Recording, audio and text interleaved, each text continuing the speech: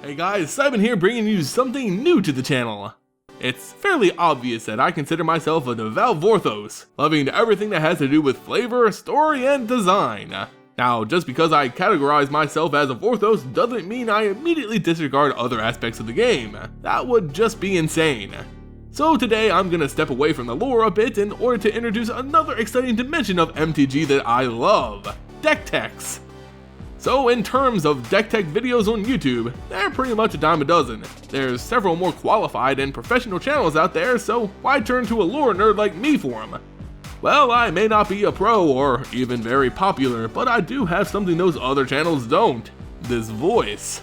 But really guys, I'm bringing you some deck tech vids just to shake things up and bring more of the game to the channel. I'm not saying they're gonna be the best, cause there really are much better people at this than me out there. I'm hoping to highlight some fun decks that I myself have seen and experimented with. I'm also doing this as a learning tool for myself. I'm hoping that you guys in the comments can help me build upon these decks and make me a better player. So with this long-winded explanation out of the way, let's dive into my first deck tech video, which I'll simply title, Izzet on the Rocks. From the title you can already guess that this standard deck runs Izzet colors, blue-red, focusing on a mixture of tempo and control, the personal scourge of my playgroup. Besides Izzet, what does the rest of this deck's title mean, on the rocks? Well, that's because this deck utilizes one of my favorite cards to come from Shadows over Innistrad, Thing in the Ice. This deck's actually a variant of one used by Todd Anderson during the recent SCG Baltimore Open, so I'm not going to take full credit for the idea of this deck, but I did make a few adjustments. That being said, let's check out this deck's creatures. As the namesake of the deck, it of course includes a playset of Thing in the Ice. As it's played, this creature is only a 0/4 defender, coming into play with 4 ice counters. Whenever you cast an instant or sorcery, remove an ice counter. When they're all removed, flip Thing in the Ice.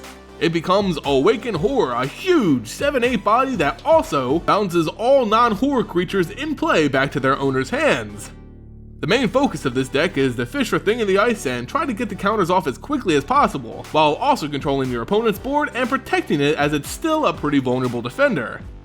Of course, you can't make a deck with just Thing in the Ice. I mean you can, but I didn't. So the other creatures in this deck are meant to support the overall goal, in terms of both tempo and control. So with that in mind, we have 3 copies of Jori and Ruin Diver.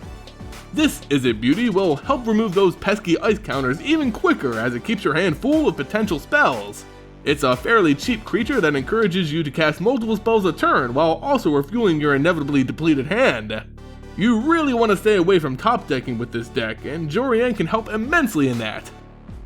Another great draw engine that also happens to be a pretty amazing card overall is Jace Vryn's Prodigy, which this deck features 3 copies of. I know it's an expensive card, but it is for a reason. It's a cheap, impactful Planeswalker. As Jace Vryn's Prodigy, you want to use it to cycle cards from your hand in order to get what you need. Don't worry though, throwing spells in the graveyard is perfectly fine in this deck, believe me. So with playing the spells we have, these prodigies will flip fairly easily, making things a lot more interesting as Jace Telepath Unbound. As a Planeswalker, you want to use Jace Telepath Unbound to cast instant and sorceries from your graveyard. This deck features a good amount of discarding, so you're bound to have plenty to play. This gives you more chances to remove those ice counters while also lending you his +1 ability to hopefully protect your giant hunk of ice a little longer. And rounding out our creatures, we have 3 copies of the dreaded Not Sear. Now this guy doesn't really go with the tempo theme we've seen thus far, but it goes a long way in terms of control. This deck's biggest weakness comes from control and burn spells. Thing in the Ice only has 4 toughness, pretty easy to burn down, and let me tell you how frustrating it is to get down to a single ice counter only to have your opponent bounce it back. It's just too sad for words. So, you play Not Sear as a pretty nice 4/4, taking the time to remove any possible threat to your Thing in the Ice in the process. And that does it for the creatures. Let's move on to the spells that are going to be melting away those ice counters. The instants. This deck features a number of strong burn and control instances that help quickly remove Thing in the Ice's ice counters while also protecting it and yourself from your opponent's creatures. We have 4 copies of Lightning Axe, 4 copies of Fiery Temper, and 2 copies of Fiery Impulse. Lightning Axe is an insanely cheap form of powerful control. For only a single red mana and discarding a card, you can deal 5 damage to a target creature. Again, discarding cards isn't so much of a negative since you'll have your Jace to play them back, if they're spells. But even so, there's synergy in the discard. Rather than discarding a card, why not play Fiery Temper instead? Discard it to pay for Lightning Axe or Jace Vryn's Prodigy, and instantly burn your opponent or their creature for 3 damage at the cost of only a single red mana.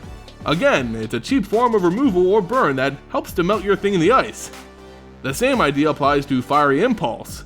It's cheap removal that, with this deck's blatant discarding, will almost always be another lightning bolt to your opponent's creatures. It may be more limited, but it helps with control and getting your thing out of the ice.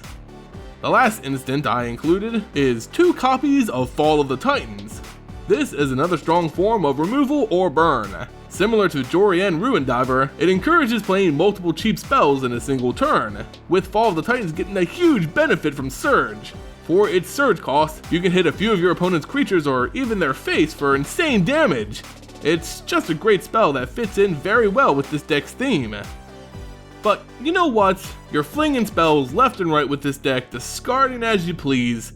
Even with Jace Telepath Unbound allowing you to cast them from your graveyard, your hand's gonna be looking pretty thin. Not to mention, you want to be cycling as much as you can for more spells and of course Thing in the Ice.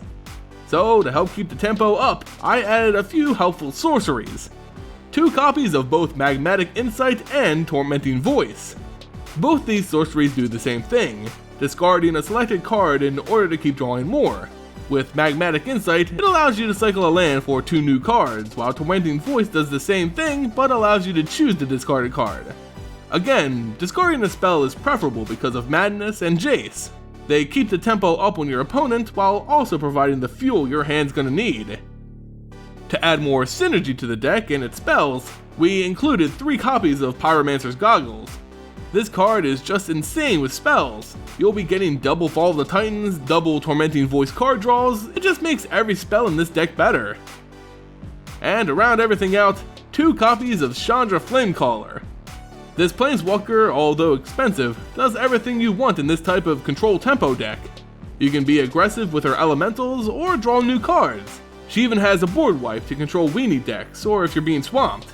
Overall, a strong Planeswalker for the deck. For lands, we got an array of duels and 3 Highland Lakes, 4 Shivan Reefs, and 4 Wandering Furmaroles. On top of that, we have 4 Drownyard Temples, 4 Islands, and 7 Mountains. The Drownyard Temples and Shivan Reefs are to help provide colorless mana for our Not Sears, with the Drownyard Temples also being used in discard effects, since we can just bring them back from the graveyard later. So the strengths of this deck are that it offers a lot of tempo with some decent control, with a weakness being that your things in the ice are vulnerable to control themselves. But luckily we have a sideboard of spells to help with the annoying control mirror match. Here we have another Chandra Flamecaller, some Negates, Rending Volleys, Dispel, Negate, Anticipate, and Kozzilek's Returns. All these spells, including the extra Chandra, will help against various matchups. The Kozzilek Returns works great against white weenies, while the Dispels and Negates help against the control matchup. Whew, this video went on a little longer than I wanted. Anyway, I hope I described this deck, good and bad, well enough for you guys to make your own decisions on it. I think it's a great deck that's filled with fun moments that can easily take your opponent off guard. Is it the best deck out there? Well, no, probably not. But if you're looking for something to get a rise out of your friends, and love seeing the look on their faces when you flip Thing in the Ice, then give this deck a try. Anyway, that's gonna do it for this video, guys. Please let me know what you think about this deck and what changes you'd make to it in the comments below. I'd also like to know if this is the type of video you guys like to see more of. Your feedback's important. However, if you did like the video, consider giving it a like and subscribing to the channel. It goes a long way in supporting future content. Remember to follow me on all the social medias to stay caught up on all things MTG. Find links to those in the description below. In any case, thank you all so much for watching, and I'll see you next time.